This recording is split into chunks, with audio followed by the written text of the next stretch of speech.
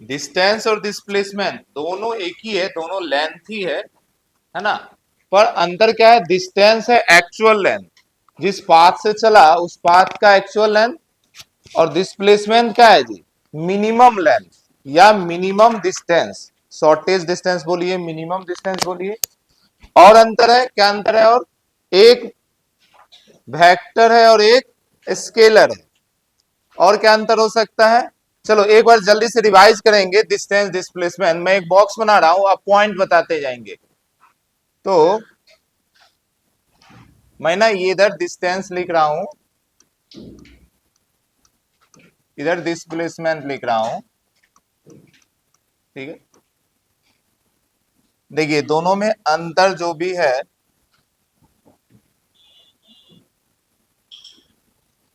आइए पहली बात तो मुझे ये समझ में आया, डिस्टेंस जो है एक्चुअल लेंथ है ना, डिस्टेंस जो है ये एक्चुअल लेंथ है, जबकि डिस्प्लेसमेंट जो है मिनिमम लेंथ है। मिनिमम लेंथ बोल दो या मिनिमम डिस्टेंस बोलिए, ठीक है, ये एक अंतर था। दूसरा बताओ जी। यस, हेलो, ठीक है, डिस्टेंस में मैं स्केलर लिख दिया, इसमें वेक्टर लिखा। हाँ, तीसरा, डिस्टेंस कभी भी निगेटिव नहीं होगा, नेवर भी निगेटिव, ये निगेटिव नहीं हो सकता है, ये निगेटिव भी हो सकता है, जीरो भी हो सकता है, पॉजिटिव भी हो सकता है। ओके, और क्या अंतर हो सकता है, और क्या अंतर हो सकता है। अच्छा, टाइम के साथ डिस्टेंस की वैल्यू कम हो सकता है क्या, टाइम के साथ डिस्टेंस का वैल्यू कम नहीं होगा। हाँ, जीरो हो सकता है, जीरो मतलब रुका हुआ है बॉडी, तो टाइम के साथ जीरो का जीरो ही रहेगा, पर कभी कम नहीं होगा। पर डिस्प्लेसमेंट कम हो सकता है, जैसे मैं इधर जा रहा हूं, डिस्प्लेसमेंट बढ़ रहा है, रिटर्न आने लगा तो मेरा डिस्प्लेसमेंट कम होने लग गया। मेरी बात समझ पा रहे हैं। तो टाइम के साथ डिस्टेंस कभी भी डिक्रीज नहीं कर सकता है, never decrease with time, never decrease with time. कल नहीं लिखे थे तो ये पॉइंट ऐड कर लीजिए आप, नेवर डिक्रीज विथ टाइम। ये can decrease with time, time के साथ ये कम ज्यादा हो सकता है, कैन डिक्रीज विथ टाइम। और कोई अंतर समझ में आ रहा है। अच्छा, दोनों में रिलेशन था, क्या रिलेशन था कि डिस्टेंस हमेशा डिस्प्लेसमेंट से क्या होगा जी, इक्वल और ग्रेटर देन। कल हम लोग लिखे थे कि डिस्टेंस जो है, डिस्टेंस हमेशा greater than equal to displacement होगा, ठीक है। ओके, इक्वल टू कब होगा, इक्वल टू का कब कंडीशन था, डिस्टेंस डिस्प्लेसमेंट के इक्वल कब होगा।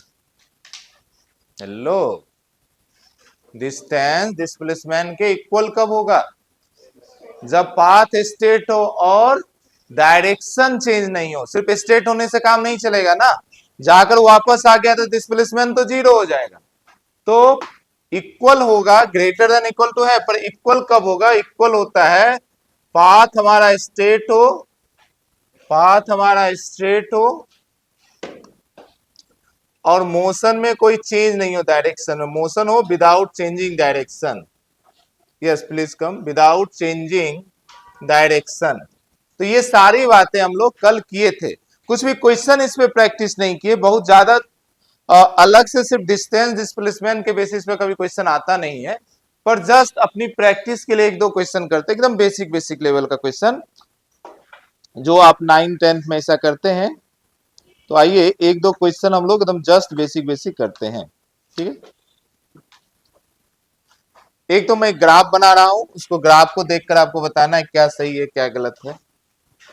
चलिए, 3 ग्राफ है आपके सामने डिस्टेंस टाइम का, अभी बना लीजिए, डिस्टेंस वर्सेस टाइम। ओके, ये मान लो graph A, time, distance,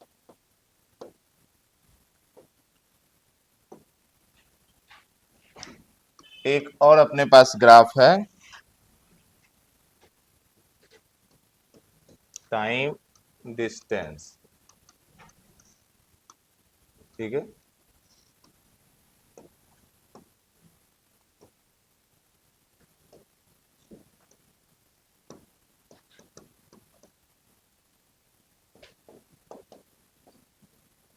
okay, ये चार ग्राफ अपने पास है मान लीजिए।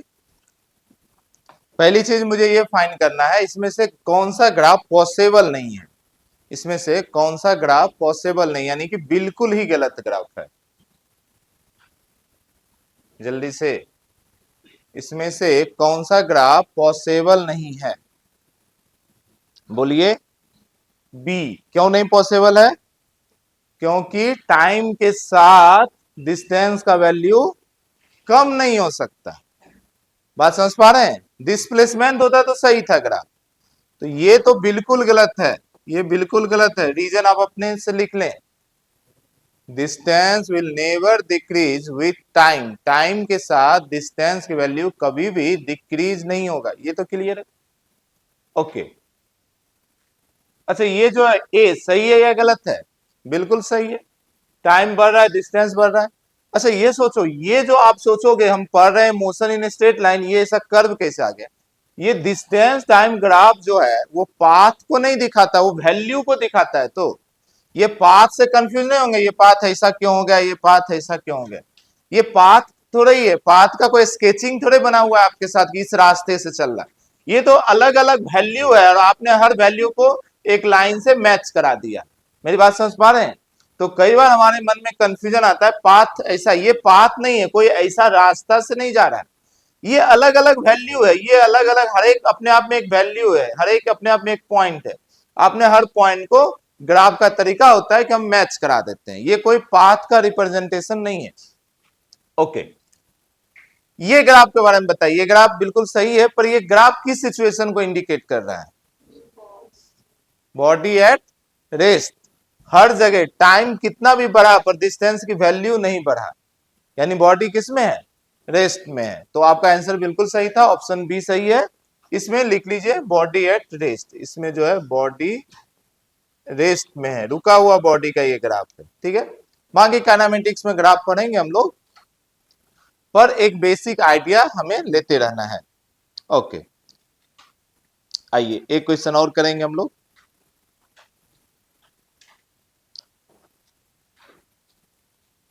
डायरेक्शन मैंने वेक्टर के समय समझा दिया था, पहले से भी आपको आता है। ईस्ट किसको बोलते हैं, वेस्ट किसको, south, north, north east, north west, ये सारी चीजें आता है।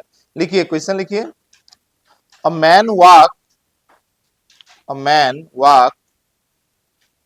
3 metre in east, a man walk 3 meter in east, then 4 meter in north direction, then 4 meter in north direction, and then 5 meter in 37 degree, 5 meter in 37 degree north of east, 37 degree north of east. Find distance and displacement. Find distance and displacement. Find distance and displacement. Find distance and displacement. ठीक है जी, निकालिए जल्दी से distance. Distance तो orally बता सकते हैं।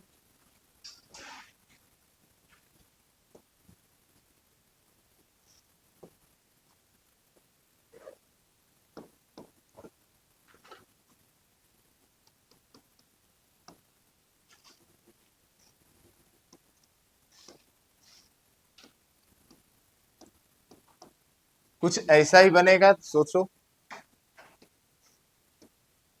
3 metre शुरू में कौन सा डायरेक्शन में है? 3 मीटर है ईस्ट में, ये ना, देख लीजिए 3 मीटर ईस्ट है ना, ये ईस्ट हो गया आपका। फिर 4 मीटर नॉर्थ, ये नॉर्थ हो गया।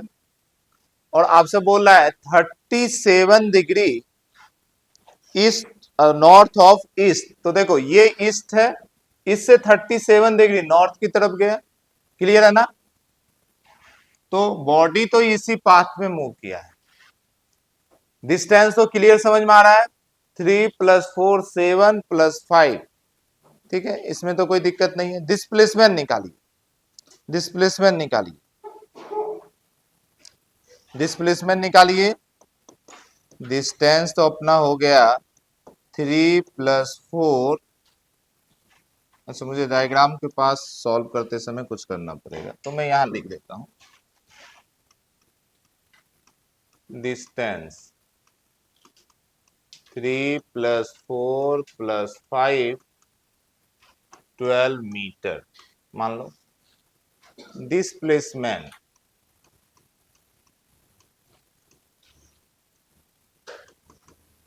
डिस्प्लेसमेंट देखिए, आपके पास दो ऑप्शन है यहां पर। या तो वेक्टर की मदद लीजिए, बेसिक, है ना, या फिर आप ज्योमेट्री की मदद लीजिए कि यहां से यहां को मिलाना है मुझे, और यही है इसका शॉर्टेस्ट पाथ। ठीक है, या तो ये डिस्टेंस निकाल लीजिए। ये कैसे निकालेंगे? देखो, आपको ना अपने मन से एक राइट एंगल ट्रायंगल बनाना पड़ेगा। कैसे राइट एंगल ट्रायंगल बनाएंगे? देखिए, आप क्या करें, यहां से एक परपेंडिकुलर ड्रॉ कीजिए। तो आप देखो, एक राइट एंगल ट्रायंगल बनता हुआ दिखेगा। पर ये राइट एंगल ट्रायंगल का ये तभी निकाल सकते हैं हाइपोटेनस, जब आपको ये वैल्यू मालूम हो। ये वैल्यू देखो, यहां से यहां तक का वैल्यू मालूम है आपको, कितना, 4 मीटर। बस आपको ये वैल्यू पता चल जाए, और यहां में यहां तक 3 मालूम है, बस ये वैल्यू पता चल जाए। अगर ये वैल्यू और ये वैल्यू निकाल लेंगे तो बड़ा वाला एक ट्रायंगल मिल जाएगा। फिर वहां से निकाल लेंगे हाइपोटेनस पाइथागोरस की मदद से। अब ये कैसे निकालेंगे, ध्यान से देखिए। इस 5 का 2 कंपोनेंट तोड़ दो, हॉरिजॉन्टल कंपोनेंट वही तो ये होगा, और 5 का वर्टिकल कंपोनेंट तोड़ेंगे तो वही ये होगा। मेरी बात समझ पा रहे हैं? यानी ये वैल्यू कितना हो जाएगा, 5 cos 37, और ये वैल्यू क्या हो जाएगा, 5 sin 37। देखो ये 5 है ना, तो 5 का,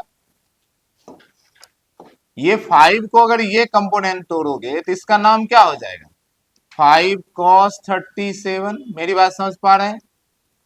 और ये वैल्यू क्या हो जाएगा, 5 sin 37। और ये जो वैल्यू वही ये वैल्यू है, ये जो वैल्यू वही ये वैल्यू है। तो एक ये तरीका है। मेरी बात समझ पाए? तो बस उसे सॉल्व कीजिए जल्दी से। आपके पास फाइनली कैसा डायग्राम बन गया, आपके पास फाइनली ये डायग्राम बन गया, जिसमें ये है आपका डिस्प्लेसमेंट, और ये वैल्यू है 3 प्लस ये वैल्यू है 5 cos 37, और ये वैल्यू है 4 + 5 cos, दोनों cos क्यों है, ये साइन है, 5 sin 37। मुझे बताइए राइट एंगल ट्रायंगल कैसे मैंने निकाला, समझ में आया आपको? बस वैल्यू निकाल दीजिए, जल्दी से मुझे आंसर दे दीजिए। हाँ, √98। ठीक है, तो हमारा आंसर आया √98।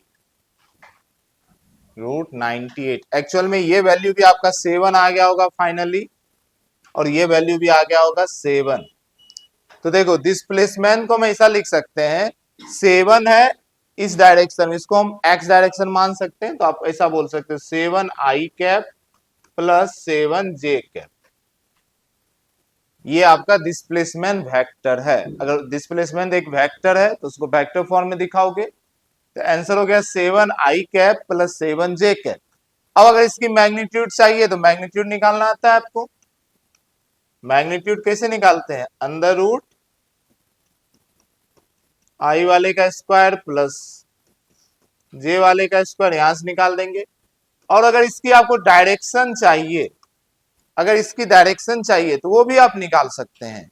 देखिए, मान लो ये डायरेक्शन आपका आई है, ये डायरेक्शन आपका जे है, तो 7i, इधर है 7 और इधर भी है 7। तो एक बात बताओ, दो वेक्टर अगर सेम है तो दोनों का रिजल्टेंट यानी दोनों का एडिशन का आंसर किधर आएगा? इसके जस्ट बीच में, वही ना आएगा। और बीच में आएगा मतलब एंगल कितना रहेगा? 45 डिग्री। यही है डिस्प्लेसमेंट वेक्टर। इसका एंगल डायरेक्शन आप कुछ भी लिख सकते हैं, 45 डिग्री नॉर्थ ऑफ ईस्ट या 45 डिग्री ईस्ट ऑफ नॉर्थ। मेरी बात समझ पा रहे हैं? दोनों कंपोनेंट का वैल्यू सेम आया यानी रिजल्टेंट तो उसके बीच में होगा, है ना। तो डायरेक्शन आप कुछ भी लिख सकते हैं, 45 डिग्री नॉर्थ ऑफ ईस्ट, या आप लिख सकते हैं 45 डिग्री, या सिंपल नॉर्थ ईस्ट लिखो। इसको स्टैंडर्ड बोला जाता है, बीच में होता है तो उसको स्टैंडर्ड नॉर्थ ईस्ट बोलते हैं। इसको हम लोग सिंपली बोल देंगे नॉर्थ ईस्ट। नॉर्थ और ईस्ट के जब बीच में हो तो डायरेक्टली हम लोग नॉर्थ ईस्ट बोल देंगे। क्लियर है ना? बिना ज्योमेट्री का कैसे निकालेंगे? बिना ज्योमेट्री का भी इसे सॉल्व कर सकते हैं। कैसे? आपके पास 3 डिस्प्लेसमेंट वेक्टर है। ये वेक्टर एक अपने आप में सिर्फ 3 जो है 3, क्या ये डिस्प्लेसमेंट है ना? स्ट्रेट लाइन डिस्टेंस है। अपने आप में जो 4 है ये भी एक डिस्प्लेसमेंट है, और अपने आप में 5 जो है ये भी अपने आप में एक डिस्प्लेसमेंट है। तो तीनों डिस्प्लेसमेंट वेक्टर को ऐड कर दीजिए वेक्टर के रूल से, तो वो भी आपको टोटल डिस्प्लेसमेंट दे देगा। आप पहले इसे नोट करें, मैं दूसरा तरीका समझा रहा हूं आपको। ये क्लियर है हम सभी का?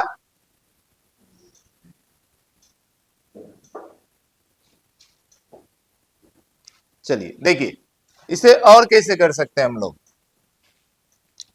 तो जो भी मैंने ज्योमेट्री बनाया ये सब हटा रहा हूं, अभी काम की नहीं है।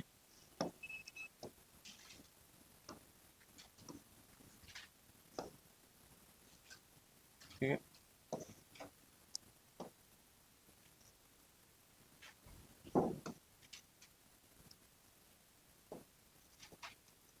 ओके, ध्यान से देखिए,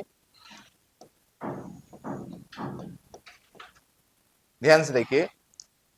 अब जो हमारा डिस्प्लेसमेंट वेक्टर है, यहां 3 डिस्प्लेसमेंट वेक्टर है। S1 डिस्प्लेसमेंट वेक्टर, पहला डिस्प्लेसमेंट दिया हुआ 3 मीटर ईस्ट। ईस्ट मतलब x, यानी 3i बोल सकते हैं। क्या मेरी बात समझ पाए? अपने पास दूसरा डिस्प्लेसमेंट वेक्टर है, वो क्या है? 4 मीटर नॉर्थ यानी कि 4j। और तीसरा डिस्प्लेसमेंट वेक्टर है जो कि 5 मीटर इस एंगल पे 37 डिग्री पे। इसका आप दो कंपोनेंट आई और जे में तोड़ दिए ना, इसकी वैल्यू कितना आया? 5 इंटू कॉस 37, कुछ याद है हमें? 4/5। तो ये 5 कैंसल होकर आंसर आ गया 4। सेम इसी तरीके से इसकी वैल्यू देखो, 5 इंटू 3/5, तो ये भी कैंसल होकर आंसर आ गया 3। यानी ये जो वेक्टर है तीसरा, वो 4 है आई में और 3 है जे में। तो इसको लिख सकते हैं 4i प्लस 3j। लो, ये तीनों चीजें क्लियर हुआ। अब हमें 3 वेक्टर का ऐड ही तो पूछा है, टोटल डिस्प्लेसमेंट पूछा है, तो तीनों वेक्टर को जोड़िए। देयरफॉर नेट डिस्प्लेसमेंट या total displacement S1 plus S2 plus S3 vector. और वेक्टर जोड़ने आपको आता है, कैसे जोड़ते हैं? आई को आई से, जे को जे से, के को के से। 3i, यहां तो कोई आई है नहीं, यहां पे आई है, तो 3 इंटू 4, 3 प्लस 4 7i, प्लस जे को जोड़िए, यहाँ पे 4j और यहाँ पे 3j 7j। तो देखो सेम आंसर आया, है ना। तो ये भी कर सकते हैं, वो भी कर सकते हैं, जहां पे जैसा अच्छे से हो। आइए नेक्स्ट क्वेश्चन पे मूव करेंगे हम लोग। नेक्स्ट क्वेश्चन पे मूव करेंगे, जल्दी कंप्लीट करें, जिनका रिमेनिंग है कंप्लीट कीजिए। लिखिए, क्वेश्चन लिखिए। a clock having length of a clock having length of minute hand is 5 centimeter. Length of minute hand is 5 centimeter. Find distance and displacement. Find distance and displacement of tip of minute hand in 20 minute. Tip of minute hand in 20 minute. ठीक है, तो जो भी मान लीजिए आपका ये minute hand है, एक क्लॉक है, मिनट हैंड है, वो घूम रहा है आराम से, तो बोल रहा है कि ये टिप जो है ये जब 20 मिनट घूमेगा, 20 मिनट मूव करेगा, तो उतनी देर में डिस्टेंस और डिस्प्लेसमेंट कितना होगा। मेरी बात समझ पाए? डायग्राम की मदद से देखिए, ये हो गया है ना हम सभी का। तो मान लो ये आपका क्लॉक था,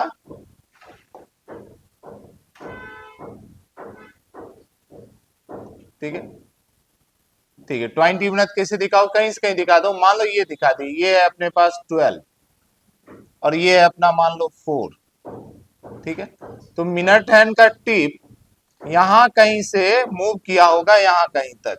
क्या मेरी बात समझ पाए? यही तो 20 मिनट हुआ।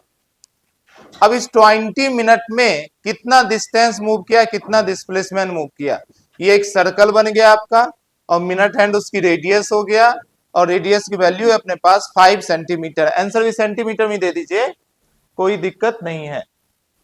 तो ये वैल्यू आपको मालूम है 5 सेंटीमीटर, आप आंसर सेंटीमीटर में दे दीजिए, बाद में तो मीटर में किसी में पूछे हम निकाल सकते हैं। चलिए,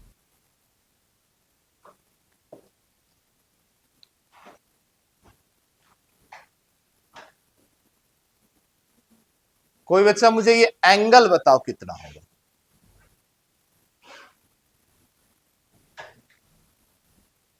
कितना हो जाएगा ये एंगल, सोचो। क्या करेंगे हम लोग, बोलो, पूरा एक चक्कर लगाएगा तो कितना एंगल घूमेगा?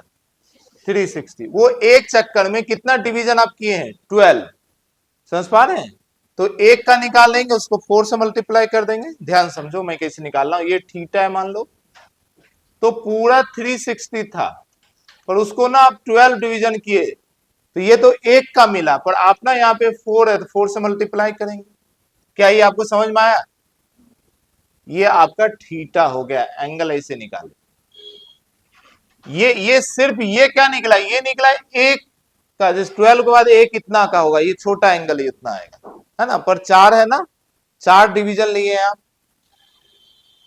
वो तो एक डिवीजन का निकला। पूरे 360 को पहले हम लोग 12 डिवीजन में डिवाइड किए हुए हैं, फिर 12 डिवीजन में हम ना 4 डिवीजन अपने पास होता है। एक डिवीजन ये है 1 जिसको बोलेंगे, दूसरा डिवीजन ये है, तीसरा डिवीजन ये है, चौथा डिवीजन ये है। तो हम तो यहां से यहां का ना एंगल ले रहे, सिर्फ मुझे मान लो इतना एंगल चाहिए होता, सिर्फ ये वाला एंगल चाहिए होता, तब ये हो जाता 360/12। चलिए,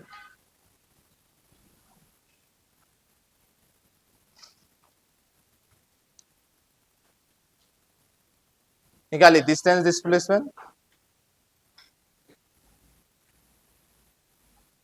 डिस्टेंस क्या होगा समझ पा रहे हैं? उस आर्क का लेंथ, टिप चला कैसे, टिप का ओरिजिनल पाथ कैसा है जी, ओरिजिनल टिप का पाथ ऐसा है, ये घूम रहा है टिप। हैंड नहीं देखना, हैंड का टिप देखना है, ऊपर वाला जो पॉइंट है, हैंड का पॉइंट ऐसा ही ना घुमा है, तो उसका ओरिजिनल रास्ता ये है। तो इस रास्ते की लंबाई निकालिए, रास्ते की लंबाई मतलब ये आर्क लेंथ। तो अगर एंगल मालूम हो, रेडियस मालूम हो, तो आर्क निकाल सकते हैं एंगल की डिफिनेशन से, theta equal to arc by radius. मेरी बात समझ पा रहे हैं? निकालिए वहां से आर थीटा, कीजिए जल्दी आप लोग करें। 12 3 जा, तो ये हो गया 120 डिग्री, ठीक है। हम लोग जानते हैं थीटा होता है आर्क बाय रेडियस, तो आर्क जो है ये हो जाएगा रेडियस इंटू थीटा, ठीक है। रेडियस मानो मुझे सेंटीमीटर में आंसर निकालना है तो सेंटीमीटर ही ले लिए। अब देखो यहां पर फिर से आपसे एक मिस्टेक होगा। मुझे बताइए ये जो डिफिनेशन है, ये जो डिफिनेशन है, ये एसआई यूनिट का डिफिनेशन है। ये थीटा किस में होना चाहिए? रेडियन में। अगर आप 120 डाल देंगे तो समझ रहे हैं कितना आंसर आ जाएगा? 120 इंटू 5, कितना ज्यादा हो गया? 500 और 600 सेंटीमीटर। इतना ज्यादा थोड़ा ही होगा। मेरी बात समझ पा रहे हैं? आपको ये 120 डिग्री को किस में बदलना पड़ेगा? 120 डिग्री को किस में बदलिएगा? रेडियन में। बातें समझ पा रहे हैं? चलिए कैसे बदलते हैं, बहुत सारा प्रैक्टिस किए हैं ट्रिग्नोमेट्री का। बोलो जी, 120 को मैं क्या कर दूं जो ये रेडियन बन जाएगा? 5/180। बस अब बुद्धिमान है, अब जल्दी सॉल्व कर दीजिए या पूरा ही लिख दो। 120 इंटू 5/180, जैसे भी करना है करें, फ्रैक्शन में जो आ जाएगा। यही आर्क हमारा डिस्प्लेसमेंट हो गया, यही आर्क हमारा डिस्प्लेसमेंट हो गया, यही आर्क हमारा डिस्प्लेसमेंट हो गया। ठीक है, सॉरी डिस्टेंस हो गया, डिस्प्लेसमेंट नहीं ना, ये क्या हो गया? डिस्टेंस हो गया।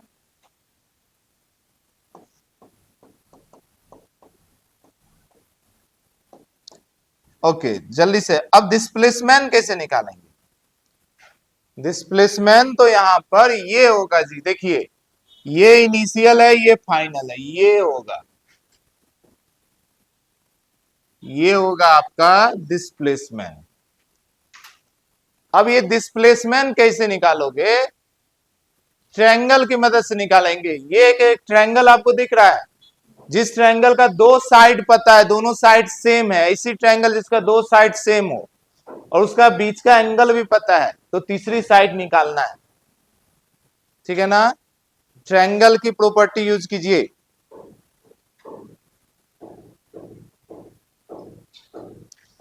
मैं आपको डे 1 से यही समझा रहा हूं, फिजिक्स में आपको मैथ के बिना नहीं करेंगे। मैथ को मैंने क्या बोला था? लैंग्वेज है फिजिक्स की। तो आपको समझ में आ गया डिस्टेंस डिस्प्लेसमेंट क्या है, पर उसको लिखने के लिए देखो आपको लैंग्वेज की जरूरत है ना। ये लैंग्वेज कैसे कर रहे हैं? ये लैंग्वेज कर रहे हैं मैथ से। आ जाओ यहाँ पे। अच्छा ये जो ट्रायंगल है ना, इसको मैं सीधा बना रहा हूं ताकि आपको समझ में आए। ये है हमारा ट्रायंगल मान लो, ठीक है। ये एंगल आपको पता है जो भी है थीटा, ये वैल्यू मालूम है। ये थोड़ा अजीब सा बन गया, मैं थोड़ा और अच्छे से बनाता हूं, एक सेकंड। मान लो इसे मैं ना डिस्प्लेसमेंट बना दे रहा हूं, ठीक है। ये है अपना डिस्प्लेसमेंट और ये आपका ट्रायंगल हो गया, ठीक है।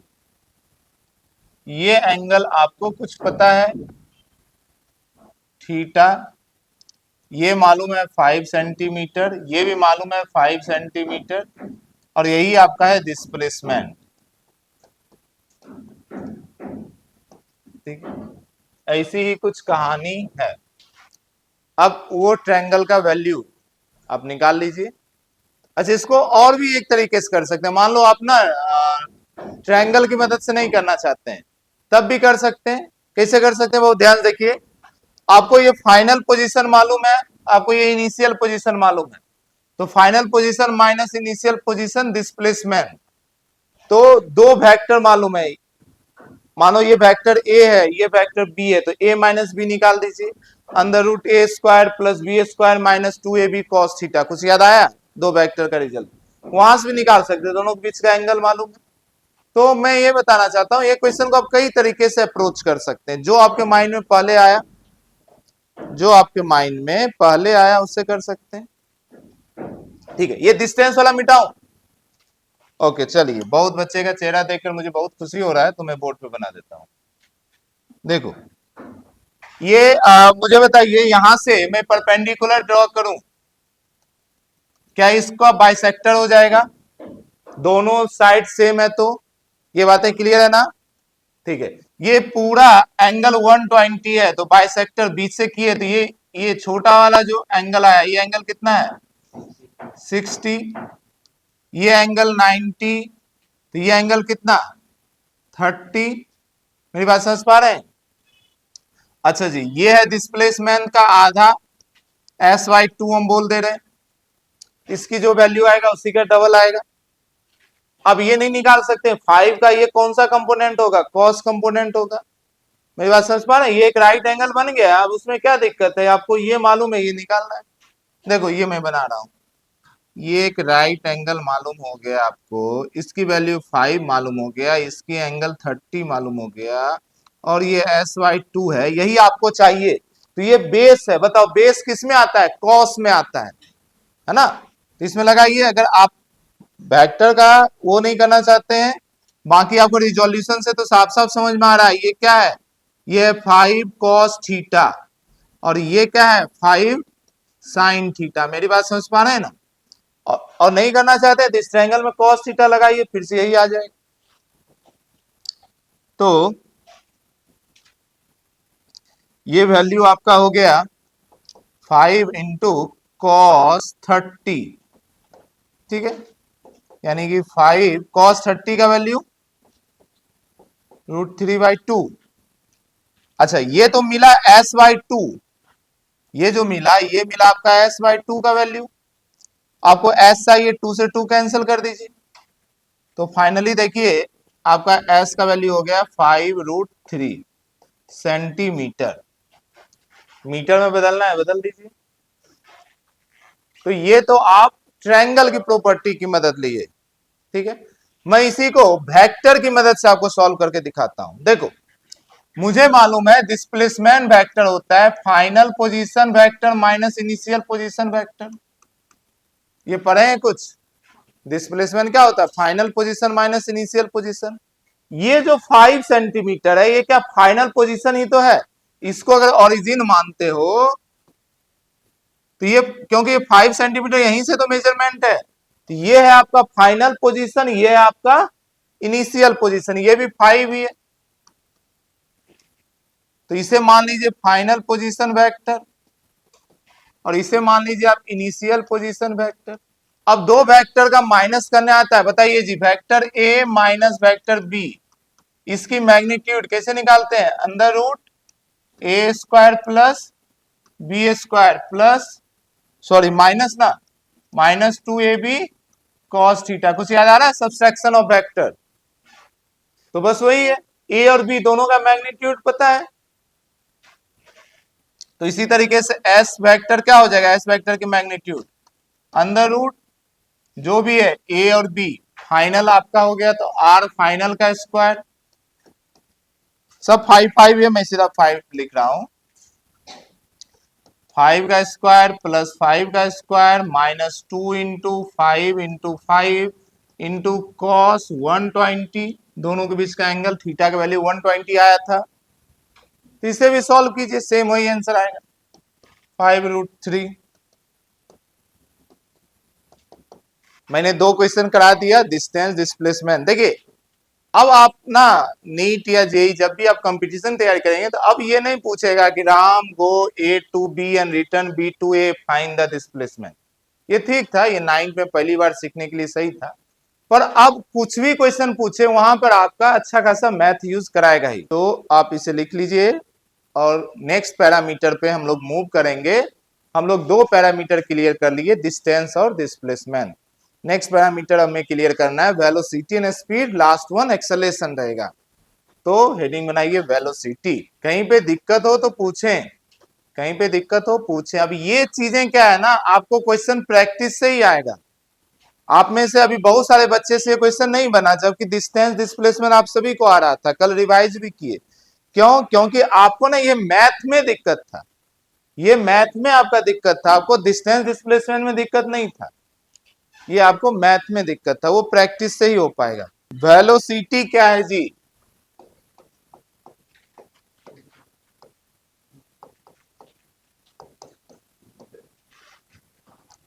वेलोसिटी देखो, वेलोसिटी को दो तरीके से कैलकुलेट करते हैं, या ऐसा बोल सकते हैं वेलोसिटी दो टाइप का होता है।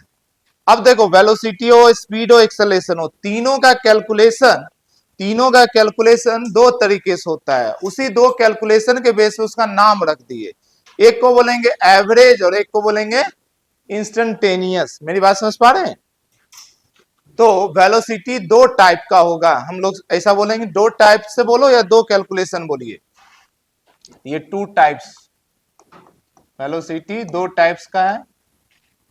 पहला है उसको बोलेंगे एवरेज वेलोसिटी, एवरेज वेलोसिटी।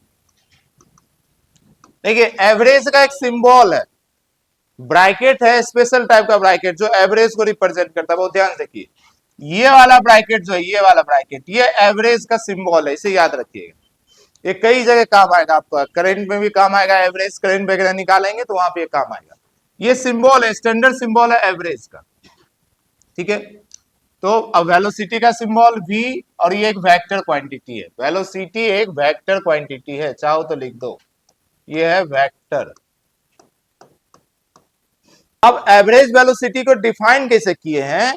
तो इसको डिफाइन किए हैं ratio of total displacement by total time. Simple, total displacement by total time. तो जो एवरेज वेलोसिटी है इसको डिफाइन है ratio of total displacement by total time. आप लिखते जाइए टोटल टाइम। समझ पा रहे हैं ना कैसे लिखेंगे? इसकी फॉर्मूला, यही इसकी डिफिनेशन भी है, एवरेज वेलोसिटी का यही डिफिनेशन भी है कि it is a ratio of total displacement by total time, ठीक है। यही उसकी डिफिनेशन भी है, यही उसका फॉर्मूला भी है। तो फॉर्मूला लिख लीजिए, उससे आपका क्लियर हो जाएगा, ठीक है। अच्छा, इससे तो इसकी मैग्नीट्यूड पता चला, डायरेक्शन कैसे पता चलेगा? तो आंसर है एवरेज वेलोसिटी का डायरेक्शन वही होगा जो डिस्प्लेसमेंट का डायरेक्शन होगा। तो नीचे लिख लीजिए डायरेक्शन, नीचे लिख लीजिए डायरेक्शन। किस चीज का डायरेक्शन निकालना है? वेलोसिटी का नहीं, एवरेज वेलोसिटी का। अकेले वेलोसिटी कुछ नहीं होता है, क्वेश्चन में आपको वर्ड सिर्फ वेलोसिटी देगा, पर आपको सिचुएशन से खुद सोचना पड़ेगा कि यहां पर मैं एवरेज निकाल सकता हूं या इंस्टेंटेनियस निकाल सकता हूं। तो अभी जो हम लोग डायरेक्शन देख रहे हैं, ये देख रहे हैं एवरेज वेलोसिटी की डायरेक्शन। तो डायरेक्शन ऑफ एवरेज वेलोसिटी, मैं फिर से रिपीट कर रहा हूं, direction of average velocity is same as direction of displacement, same as direction of displacement. फिर से रिपीट कर रहा हूं, direction of average velocity is same as direction of displacement. क्या ये बातें क्लियर है? तो वेलोसिटी एक वेक्टर क्वांटिटी है। वेलोसिटी दो टाइप का, first average velocity, average velocity की मैग्नीट्यूड निकालेंगे total displacement by total time. इसकी डायरेक्शन वही होगा जो डायरेक्शन होगा डिस्प्लेसमेंट का। क्लियर है मेरी बातें? क्या आप लिख लिए? ओके। दूसरा लिखिए, दूसरा इंस्टेंटेनियस वेलोसिटी। दूसरा लिखेंगे इंस्टेंटेनियस वेलोसिटी, दूसरा लिखेंगे इंस्टेंटेनियस वेलोसिटी। तो देखिए इंस्टेंटेनियस वेलोसिटी में वेलोसिटी का सिंबल, अब एक वेक्टर लगा दीजिए, ये उसकी सिंबल हो गया v वेक्टर, इसकी ये सिंबल हो गया v वेक्टर। इंस्टेंटेनियस वेलोसिटी, इसमें लिख लीजिए इट इज ए वेलोसिटी, ऐसा लिखिए it is a velocity at particular instant, it is a velocity at particular instant. Instant word समझते हैं ना हम लोग, मतलब किसी पार्टिकुलर टाइम पे। जैसे velocity at t equal to 2 second, मान लो कोई बॉडी चला, जब स्टार्ट हुआ उसको बोलेंगे t equal to 0। t equal to 0 का मतलब स्टार्टिंग पॉइंट। अब मानो ये ना 10 सेकेंड तक चलता है, तो t इक्वल टू 1 से t इक्वल टू 10 सेकेंड तक चला। पर हमें पूरा वेलोसिटी नहीं चाहिए, मुझे एक इंस्टेंट का चाहिए, t इक्वल टू 2 सेकेंड का, तो उसको बोलेंगे इंस्टेंटेनियस वेलोसिटी। क्लियर है ना? अच्छा, इसकी डिफिनेशन क्या है लिख लीजिए, नेक्स्ट पॉइंट लिखिए, it is defined as rate of change, it is defined as rate of change of position, defined as rate of change of position और डिस्प्लेसमेंट, दोनों बातें किए। चेंज ऑफ पोजीशन बोलो या चेंज ऑफ डिस्प्लेसमेंट बोलिए, rate of change, ठीक है, rate of change of position और डिस्प्लेसमेंट, ठीक है। इसका जो फॉर्मूला बनेगा, ये velocity vector equal to d s by d t, देखो d r by d t भी बोल सकते और d s by d t भी बोल सकते। आर कौन सा वेक्टर को रिप्रेजेंट करता है? पोजीशन वेक्टर, कुछ याद आ रहा है? और एस कौन से वेक्टर को रिप्रेजेंट करता है? Displacement vector. तो दोनों फॉर्मूला है। अब देखिए मैंने आपको समझाया है, रेट का मतलब होता है टाइम, तो देखिए यहाँ टाइम के रिस्पेक्ट में डिफरेंशिएट किए हैं। ये है डिस्प्लेसमेंट का चेंज का रेट। डीएस या डीआर मतलब क्या? Change. D for change, ds मतलब change in s displacement, dr change in position, और बाय डीटी यानी कि विथ टाइम, रेट ऑफ। क्या मेरी बात समझ पाए? तो इसका ये आपका हो गया। इसको ऐसा भी लिख सकते हैं, velocity vector equal to d r की जगह ऐसा लिख सकते हैं, final position minus initial position, भी मैंने लिख दिया इनिशियल पोजीशन बाय टाइम। पर ये जो निकलेगा ना, ये एवरेज निकल जाएगा, क्योंकि अब फाइनल आप कहां का लिए? एक छोटे से डीटी मतलब क्या हुआ? छोटा सा इंस्टेंट, तो यहाँ पे डीटी देना पड़ेगा। एक अगर छोटा सा इंस्टेंट का फाइनल और माइनस लिए तो वो हो गया आपका इंस्टेंटेनियस, और बड़ा टाइम ड्यूरेशन लिए तो वो हो गया एवरेज। दोनों का बेसिक अंतर इतना ही है, इंस्टेंटेनियस मतलब एक छोटा सा टाइम ड्यूरेशन।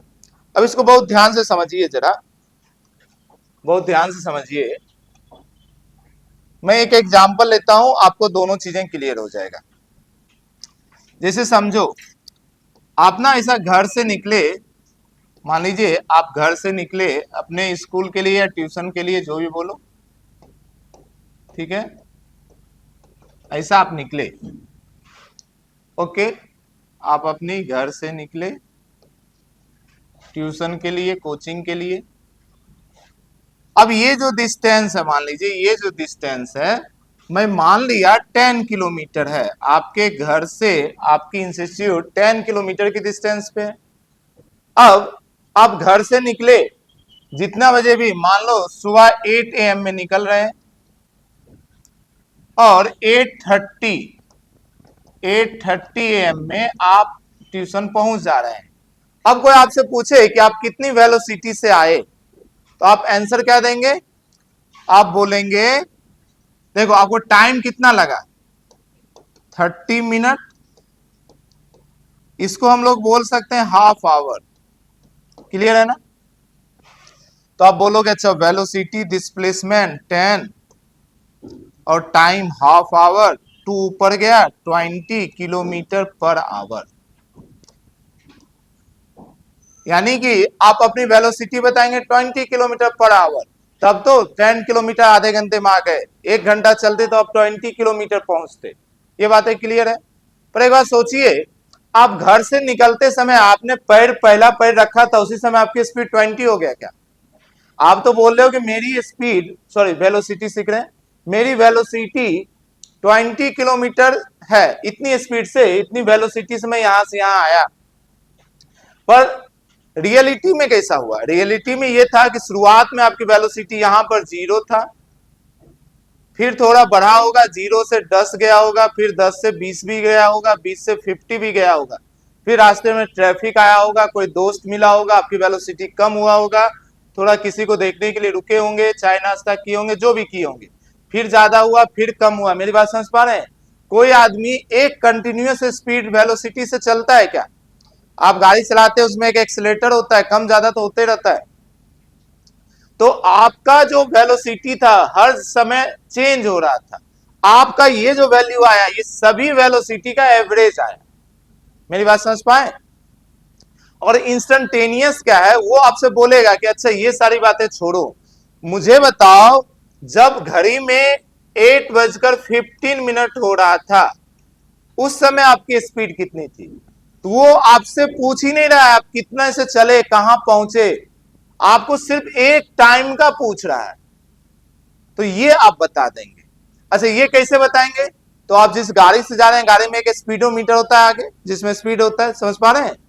तो जो हमारा ओडोमीटर होता है, स्पीडोमीटर होता है, वो कौन सा स्पीड बताता है? इंस्टेंटेनियस वाला। वो देखते हो हर टाइम कम ज्यादा होते रहता है। आपकी थोड़ी सी एक्सीलेटर कम करो, कम हो जाएगा, ज्यादा करो, ज्यादा हो जाएगा। मेरी बात समझ पा रहे हैं? तो गाड़ी में जो स्पीड हमें दिखता है वो कौन सा स्पीड होता है या कौन सी वेलोसिटी होता है? इंस्टेंटेनियस। सेम कंसेप्ट आएगा भी स्पीड में भी। और जो हम लोग टोटल डिस्टेंस या टोटल डिस्प्लेसमेंट लेकर कैलकुलेशन करेंगे वो कौन सा आएगा? एवरेज। मेरी बात समझ पा रहे हैं? अच्छा, अब देखो दिक्कत ये है कि भाई एवरेज में तो हम निकाल लिए total distance by total time, instantaneous निकालना है। वहां तो हमने एग्जांपल दिया कि गाड़ी में लगा रहता है डिवाइस, पर हम कैलकुलेशन कैसे करेंगे, मैथ की मदद से हम कैसे निकालें? तो उसका तरीका ये है, हम बोले भाई मुझे 8:15 में चाहिए, मुझे 8:15 में चाहिए।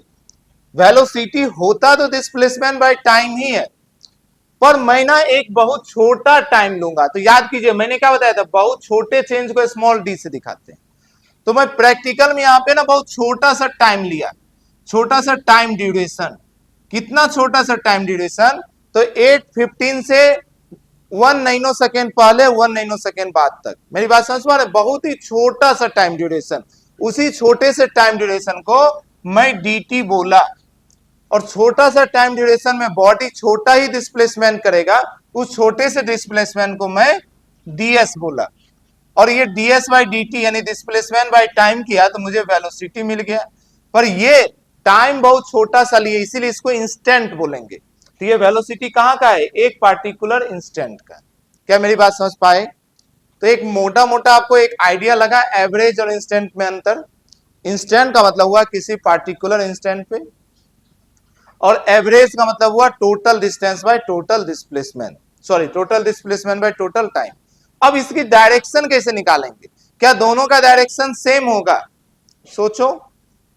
देखिए इसको एक और एग्जांपल से मैं समझाता हूं, डायरेक्शन भी क्लियर करिए।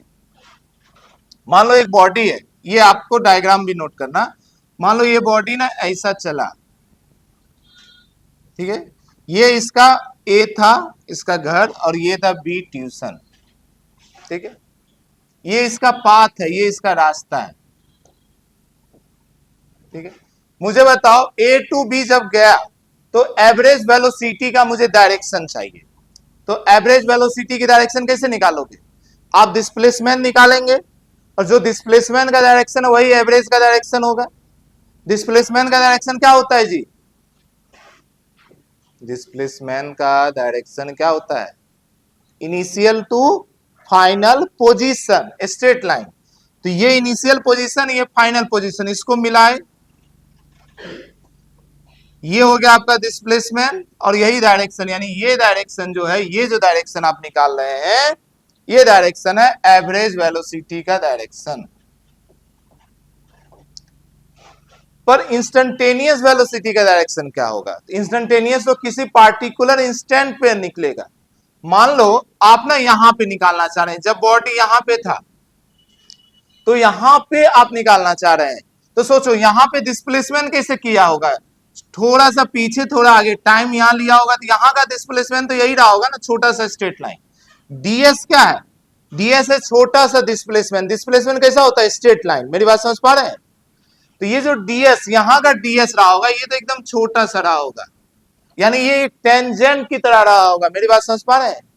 तो यहां का वेलोसिटी की डायरेक्शन ये रहा होगा। यहां पर अगर निकालना होता तो यहां की वेलोसिटी की डायरेक्शन ये रहा होगा, यानी टेंजेंट। यहां की वेलोसिटी की डायरेक्शन ये रहा होगा, टेंजेंट। मेरी बात समझ पा रहे हैं? ये सब हर पॉइंट का इंस्टेंटेनियस वेलोसिटी की डायरेक्शन अलग होगा। क्या मेरी बात समझ पा रहे हैं? तो इंस्टेंटेनियस वेलोसिटी की डायरेक्शन क्या होता है? Tangent at A point. जिस पॉइंट पर हम निकाल रहे हैं वेलोसिटी, उस पॉइंट पे टेंजेंट ड्रॉ करेंगे। तो किसी भी मोशन में एवरेज वेलोसिटी की डायरेक्शन और इंस्टेंटेनियस वेलोसिटी की डायरेक्शन अलग अलग होगा। क्यों? एवरेज तो ओवरऑल है, ये तो एक्चुअल में एग्जिस्ट ही नहीं करता है। आप खुद सोचो, जब गाड़ी ऐसा नीचे से ऊपर जा रहा होगा तो उसकी वेलोसिटी इस डायरेक्शन होगा कि ऊपर की ओर होगा?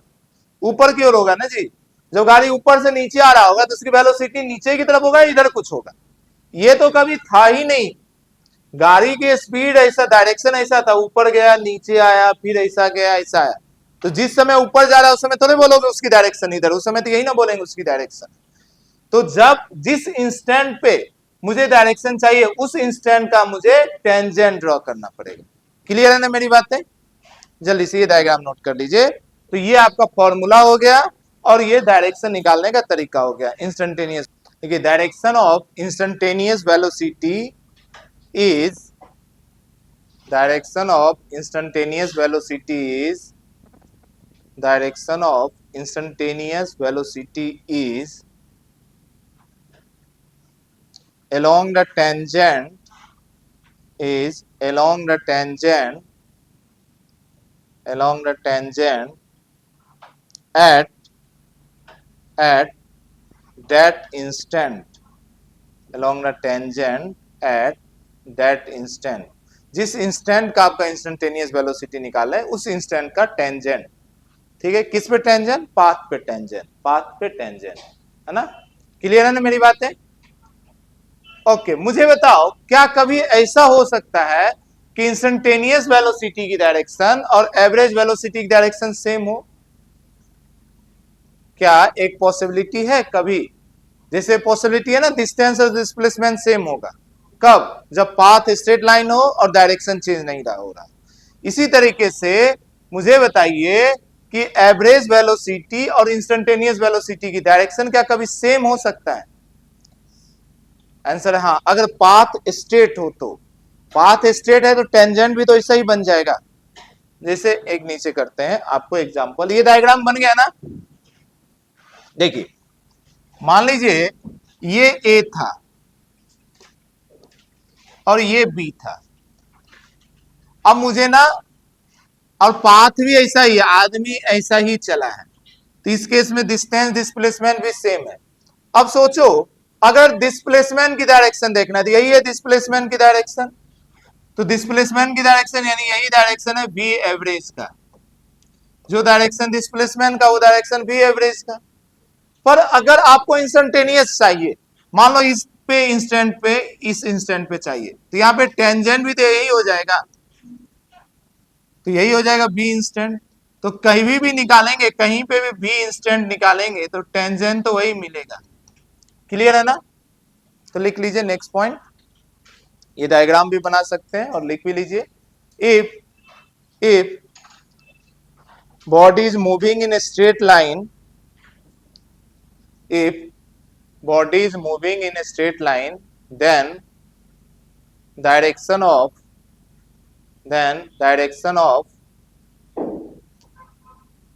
average and instantaneous velocity, then direction of average and instantaneous velocity become same,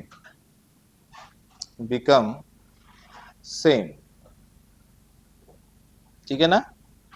become same।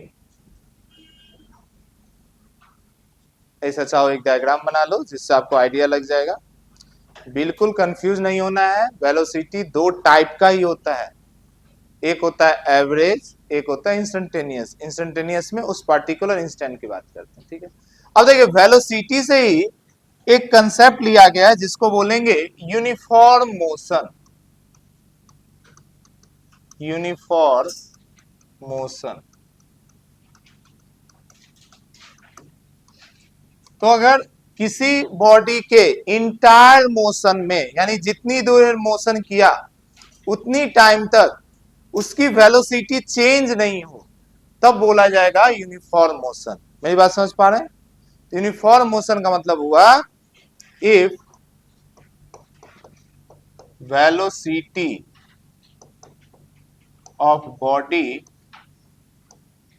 Remain constant, ठीक है? किसी बॉडी की वेलोसिटी अगर कांस्टेंट है तो वो मोशन हमारा यूनिफॉर्म मोशन कहलाएगा। अब बहुत ध्यान से समझिए, अगर कोई बॉडी की वेलोसिटी ही कांस्टेंट है तब बताओ यूनिफॉर्म निकालो या इंस्टेंटेनियस निकालो, वैल्यू सेम आएगा या अलग आएगा? अब ये एक स्पेशल केस हो गया ना, क्या बोले, कभी वेलोसिटी चेंज ही नहीं होता, यानी अब घर से निकले थे उस समय वही वेलोसिटी था जो रास्ते में था, जो पहुंचने के बाद था। मेरी बात समझ पा रहे हैं? यानी बॉडी ए से चला उस समय जो उसकी स्पीड वेलोसिटी था वही हर पॉइंट पर था, तभी तो हम उसको यूनिफॉर्म बोलेंगे। और जब यूनिफॉर्म हर पॉइंट पर वेलोसिटी सेम है तो किसी पॉइंट का वेलोसिटी पूछो या पूरे बॉडी का पूछो, आंसर सेम ही ना आएगा। क्लियर है? कुछ इसको ऐसा भी समझ सकते हैं हम लोग का, जैसे मार्क्स आता है 12 में 10 में, तो आपको जो परसेंटेज कहा जाता है कि मेरा 12 में 90% है, ये बताओ ये एवरेज मार्क्स है या किसी पार्टिकुलर सब्जेक्ट का मार्क्स बताते हो? एवरेज बताते हो सकता है कोई सब्जेक्ट में 95 भी रहा हो, कोई सब्जेक्ट में 85 भी रहा हो, पर अगर किसी बच्चे का हर सब्जेक्ट में 90 ही आए, यूनिफॉर्म मार्क्स आया हर सब्जेक्ट, मान लो 5 सब्जेक्ट की दिया, 5 सब्जेक्ट में उस आपने पेपर दिया, 5 सब्जेक्ट में हर एक में 90 90 90 ही आया, अब इसका परसेंटेज कितना होगा? 90, और हर सब्जेक्ट का मार्क्स भी कितना होगा? 90। मेरी बात समझ पा रहे हैं? तो अगर कोई मोशन यूनिफॉर्म है यानी हर पॉइंट पर उसकी वेलोसिटी सेम है, तो ओवरऑल वेलोसिटी पूछो जिसको एवरेज बोलेंगे, या इंस्टेंटेनियस पूछो यानी किसी एक पॉइंट की वेलोसिटी पूछो, दोनों का वैल्यू क्या रहेगा? सेम। क्या मेरी बात समझ पा रहे हैं? चलिए नेक्स्ट लिखिए, इसी के नीचे लिख लीजिए यूनिफॉर्म मोशन में। देखिए in uniform motion average velocity and instantaneous velocity become same. In uniform motion average velocity and instantaneous velocity become same, दोनों सेम हो जाएगा। क्लियर है ना? कोई डाउट जैसा नहीं हो रहा है? चलिए जी, इसी का एक भाई है स्पीड, उसको भी पढ़ लीजिए, हेडिंग बना दीजिए स्पीड, ठीक है ना? चीजों को याद नहीं करेंगे, चीजों को समझेंगे, मगअप करेंगे तो गड़बड़ हो जाएगा। चलिए जी, स्पीड क्या होता है? फिर से हम बोलेंगे, पहली बात स्पीड जो भी होता हो, पर स्पीड दो टाइप का होता है, एक एवरेज स्पीड और एक इंस्टेंटेनियस स्पीड। समझ पा रहे हैं? स्पीड जो होता है टू टाइप्स का होता है, टू टाइप्स, हालांकि टाइप दो नहीं, दो टाइप का इसका कैलकुलेशन है, पर ठीक है हम ऐसा भी बोल सकते हैं टू टाइप्स का है। और ये स्केलर है, speed scalar, V for vector, S for scalar, ये स्केलर है। ठीक, फिर से देखो मैंने वेलोसिटी का क्या छोड़ दिया? यूनिट डायमेंशन, मैंने कल ही बताया था, वो आपको खुद से करना है। क्लियर ना? क्या बताएंगे उसकी यूनिट क्या होता है वेलोसिटी की? मीटर पर सेकेंड। डायमेंशन क्या होता है? LT-1। हाँ, ऐसा ही आपको पूरी फिजिक्स में करते रहना है खुद से। तो स्पीड का दो टाइप है, पहला हम लोग करेंगे एवरेज स्पीड, एवरेज स्पीड। फिर से इसका सिंबल, एवरेज का ये सिंबल, और स्पीड हो या वेलोसिटी हो सिंबल भी ही रहेगा। अगर ऊपर वेक्टर लग गया मतलब वो वेलोसिटी हो गया, अगर ऊपर वेक्टर नहीं लगाए मतलब वो स्पीड हो गया।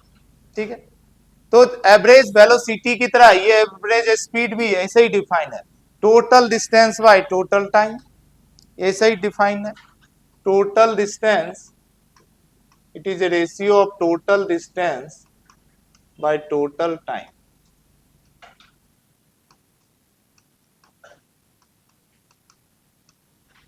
ठीक है, ऐसा लिखना चाहते हैं, v इक्वल टू डिस्टेंस को s बोल सकते हैं, टाइम को t बोल सकते हैं, वो भी सही है, v equal to s by t। इसी में अगर एरो लगा देंगे तो हो जाएगा velocity equal to displacement by time. ठीक है, दूसरा हम लोग करेंगे, दूसरा टाइप, इसको लिखिए, फिर दूसरा लिखिए instantaneous velocity, sorry speed, instantaneous speed,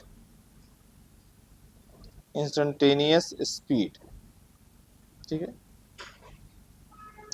इसमें लिख लीजिए speed at particular instant. Instantaneous speed क्या होता है? किसी पार्टिकुलर इंस्टेंट का speed, speed at particular instant. ठीक है, अब फिर से दूसरा पॉइंट देख लीजिए, it is defined as rate of change, दूसरा पॉइंट लिख लीजिए, it is defined as rate of change, rate of change of distance, rate of change of distance, ठीक है, डिस्टेंस का चेंज। तो इसका फॉर्मूला जो बन जाएगा v इंस्टेंट का, सिर्फ v लिख दो, या कई बार ऐसा देखेंगे शॉर्ट में इंस्टेंट लिख भी देते हैं, नहीं भी लिखिए चलेगा, v इंस्टेंट हो जाएगा ds बाई डी टी। अच्छा ये वेक्टर नहीं है तो ये देने की जरूरत नहीं, ds बाई डी टी। तो सेम फॉर्मूला है, सेम फॉर्मूला है, वहां पर डिस्प्लेसमेंट लिए थे, यहां पर डिस्टेंस लेंगे, ठीक है, इंस्टेंटेनियस निकालेंगे, छोटा सा इंस्टेंट लेंगे।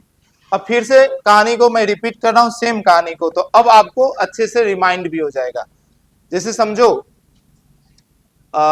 फिर से वही एग्जांपल ले लेते हैं, कोई पॉइंट ए से पॉइंट बी चला,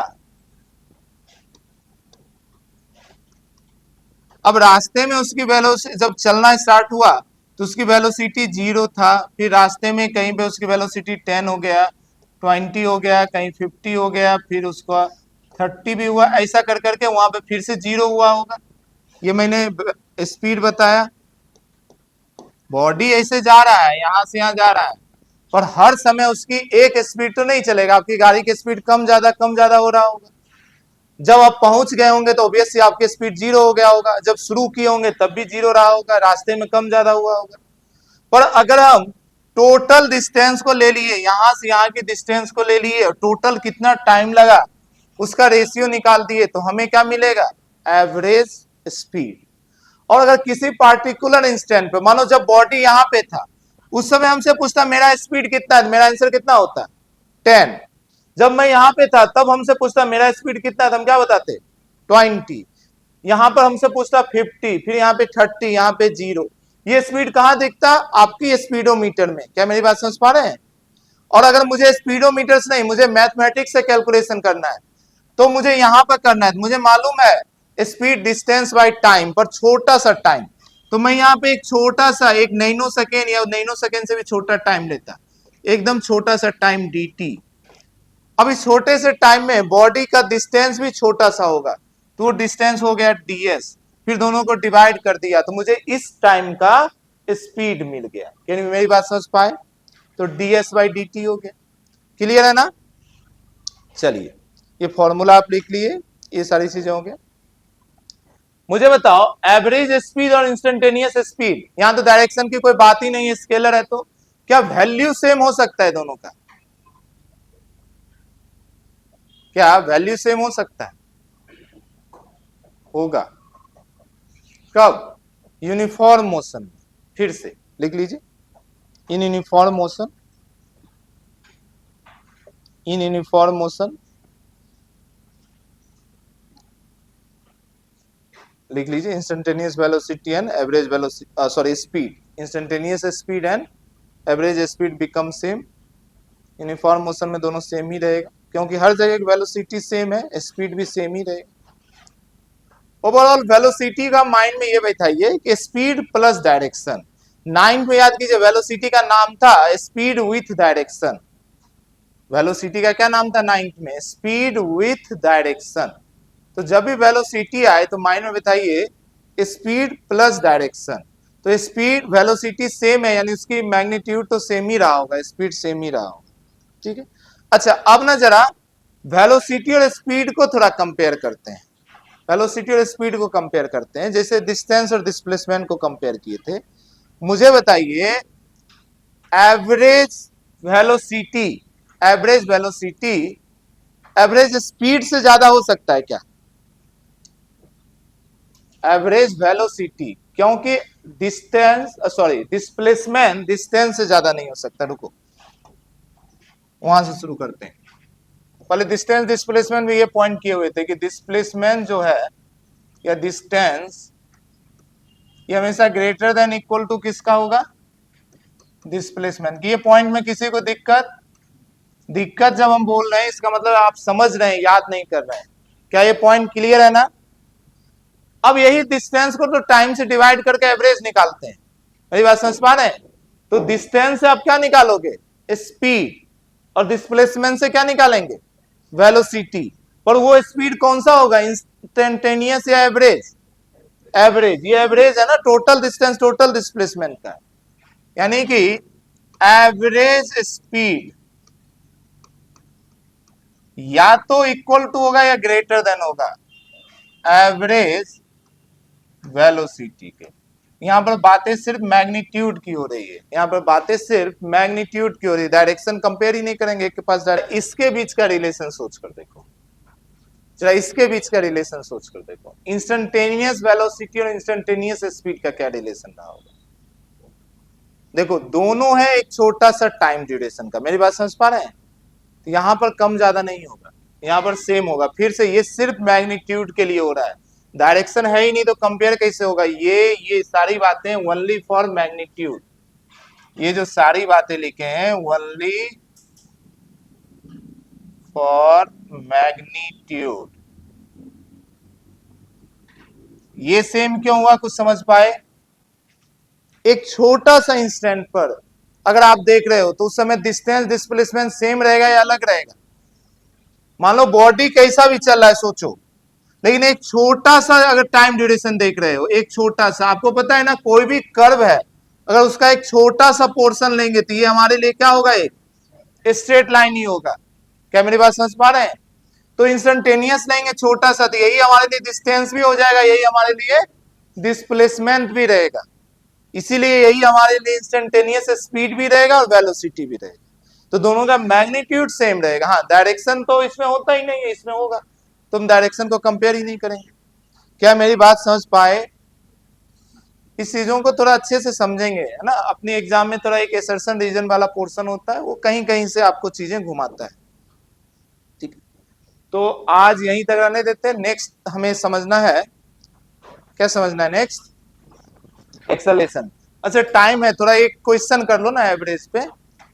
मुझे 2 क्वेश्चन कराते हैं, दोनों में अंतर भी क्लियर हो जाएगा। फिर अगली क्लास और भी मुझे क्वेश्चन कराना है। मैं 2 क्वेश्चन बोल रहा हूँ, फर्स्ट क्वेश्चन बोलने के बाद आप ना 5-6 लाइन छोड़ देना, फिर दूसरा क्वेश्चन लिख लेना, फिर दोनों क्वेश्चन को साथ में सॉल्व करना, क्योंकि आपको पहली चीज सीखना है दोनों क्वेश्चन में अंतर क्या है।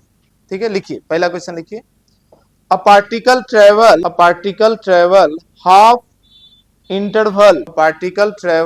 Half interval of its journey with a speed v1 and next half interval of its journey with v2 find average speed। ठीक है, 3 से 4 लाइन में क्वेश्चन सॉल्व हो जाएगा। ठीक है, दूसरा क्वेश्चन लिखिए। लिखिए a particle travel half of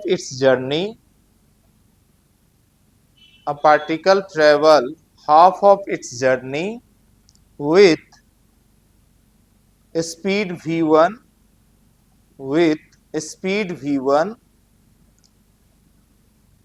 and next half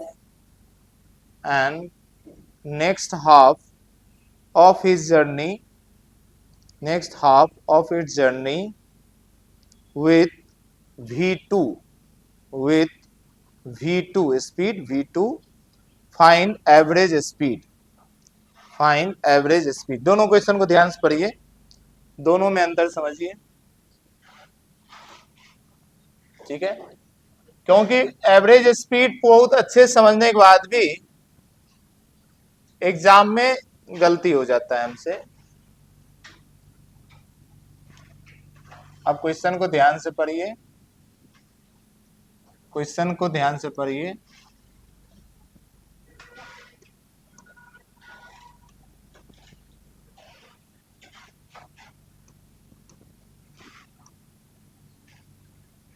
देखिए दोनों बॉडी में तो बोल रहा है कि शुरू में V1 से चला और बाद में V2 से चला, इसमें भी यही बोल रहा है पहले V1 से चला, इसमें V2 से चला। पर फर्स्ट क्वेश्चन जो है, क्वेश्चन फर्स्ट, उसमें क्या और क्वेश्चन फर्स्ट और सेकंड में अंतर क्या है, कुछ समझ पाए?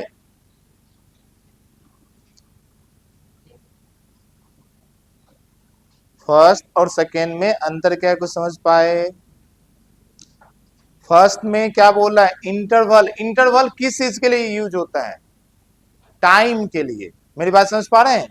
तो फर्स्ट क्वेश्चन में डिस्टेंस नहीं बोला है कितनी दूर तक V1 चला, वो बोला जितना टाइम चला। मानो एक आदमी को कहीं जाने में 1 घंटा लगा, तो उस 1 घंटे में आधे घंटे तक V1 स्पीड से चला और नेक्स्ट आधे घंटे तक V2 से चला।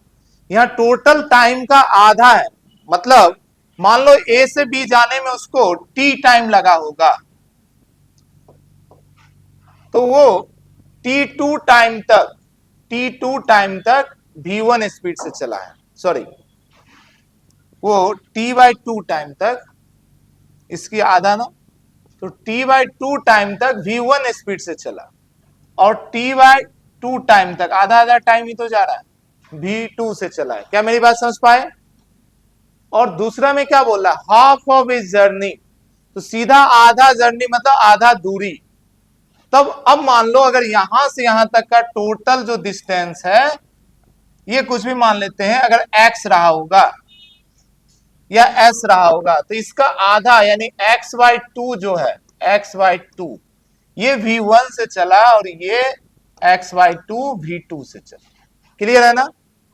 अब थोड़ा ना अगर बाय 2 लोगे, कैलकुलेशन तो एक ही है, थोड़ा आपको दिक्कत हो तो ऐसा भी कर सकते, इसको 2t मान लीजिए, है ना, तो ये t हो जाएगा, ये t हो जाएगा। इसको 2x मान लीजिए, तो ये x हो जाएगा, ये x हो जाएगा। मेरी बात समझ पा रहे हैं? थोड़ा इजी कैलकुलेशन के लिए जब भी ऐसा हो तो ये ऐसा करेंगे तो ज्यादा अच्छा रहेगा। मैं क्या बोल रहा हूँ ध्यान समझो। ऐसा भी कर सकते हैं, कोई दिक्कत नहीं है, हम लोग तो मैथ के एक्सपर्ट हो चुके हैं, 1 महीना समय लगाए हैं। तो पूरे टाइम को ही मैंने 2t मान लिया, तो आधा टाइम का मतलब t, आधा टाइम का मतलब t। हमने पूरा डिस्टेंस को ही 2x मान लिया, आधा डिस्टेंस को ही हमने 2x मान लिया, तो आधा डिस्टेंस x, आधा डिस्टेंस x। ठीक है, अब देखो एक मैं सॉल्व करता हूं, सेम अप्रोच से दूसरा भी सॉल्व करेंगे। मुझे निकालना है average speed.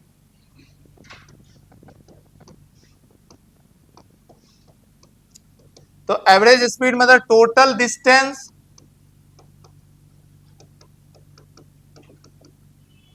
By total time.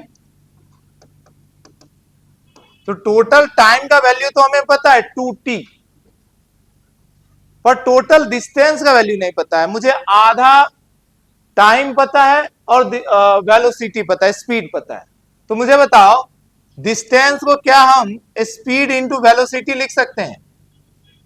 तो मान लीजिए यहां से यहां तक जितनी दूर तक t चला होगा, इतनी डिस्टेंस कितना रहा होगा, v1 into T. v1 into T. Hello, कुछ नहीं समझ पाए? ध्यान से देखो, स्पीड क्या होगा, स्पीड होगा डिस्टेंस बाय टाइम। क्लियर ना? तो कभी भी डिस्टेंस निकालना क्या होगा, स्पीड इंटू टाइम। क्लियर है ना? तो मुझे मालूम है t टाइम तक v1 से चला, तो इतनी टाइम तक कितनी स्पीड चला, v1 इंटू टी। और जो बचा हुआ डिस्टेंस है वो डिस्टेंस कितना है जी, v2 इंटू टी। अरे आपको टाइम मालूम है, स्पीड मालूम है ना जी, तो डिस्टेंस नहीं निकाल सकते? लो, ऐसा सर क्यों बना रहे? क्या ये फॉर्मूला समझ में आया? Distance velocity into time. तो आधा जर्नी तक t टाइम लिया है और उसकी स्पीड v1 है, तो उसका डिस्टेंस कितना हुआ, v1 इंटू टी। उसके बाद के टाइम, टाइम तो उतना ही है, स्पीड बदल गया v2, तो अब वो डिस्टेंस कितना गया, v2 into T. Total distance कितना हुआ, v1 into t plus v2 into t. क्या मेरी बात समझ पाए? तो हो गया total distance v1 t plus v2 t और divided total time 2t। T t cancel हो गया, तो आंसर हो गया v1 प्लस v2 बाय 2। यही हमारा आंसर हो गया। ये आपकी रिस्पॉन्सिबिलिटी है सॉल्व करना, मैं इसका आंसर बता रहा हूं, आप लाएंगे। यहां इस केस में होगा average speed equal to 2v1 v2 by v1 plus v2। ठीक है, ऐसा ही कुछ आता है, इसका आप निकाल के देखेंगे।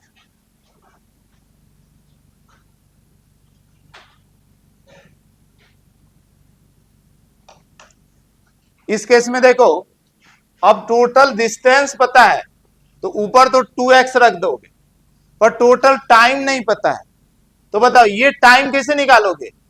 इधर का वेलोसिटी और डिस्टेंस मालूम है, तो यहां से टाइम इक्वल टू क्या हो जाएगा?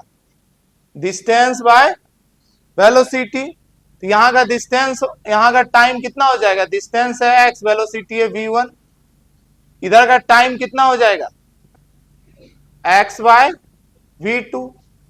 तो टोटल टाइम कितना हो जाएगा? x by v1 plus x by v2, ऊपर नीचे का x कैंसिल हो जाएगा, ये आ जाएगा। अप्रोच सेम है, अप्रोच सेम है, पर ट्राई करें खुद से। ओके चलिए, देखिए मैं आपकी बुकलेट का फर्स्ट टॉपिक कंप्लीट कर दिया 2.1। 2.1 में आप देखेंगे 5 क्वेश्चन क्लासरूम डिस्कशन है। एक्सरसाइज 1 में आप देखोगे 28 क्वेश्चन है। प्लीज आप ट्राई करें आज जाकर घर पे। कल हम लोग एक्सेलेशन शुरू करेंगे। फर्स्ट